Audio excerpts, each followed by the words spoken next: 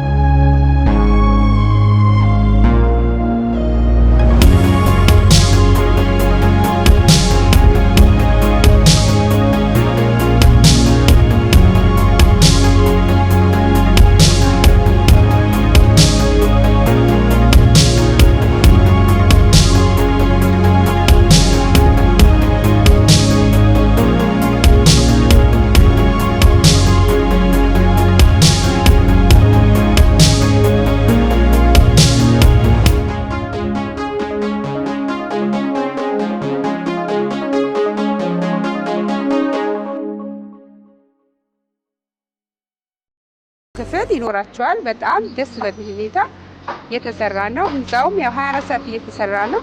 ከተጀመረ ጀምሮ የተቋረጠ ነገር የለም። አሁን ደግሞ ማብቂያውንም ያው ለምርቃቱ እየደረስን ነው። ስለዚህ እናመሰግናለን። ያው እየተሰራለን ያለው ግንባታ አንዱ የልማት አካል ነው።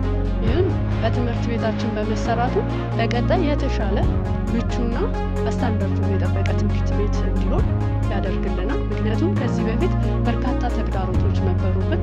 እነዛም አንደኛ መድረክ ምቹ አለመሆን፣ የመማሪያ ክፍል ጥበት፣ እንደዚሁም ሌላ ተቋም በትምህርት ቤት ውስጥ በመኖሩ መግቢያ መውጫው አንድ ሆኖ መኪናዎች በልጆች ላይ የሚሄዱበት አጋጣሚዎች ነበሩና ይህ ህንፃ በመገንባቱ ግን አሁን አንደኛ እዚህ ጋር ያለው ተቋም ከትምህርት ቤቱ ጋር ተያይዞ መሄድ ስለሌለበት ማስፋፊያ ሆኖ ወደ ተቋሙ ይመጣል ብለን እናስባለን።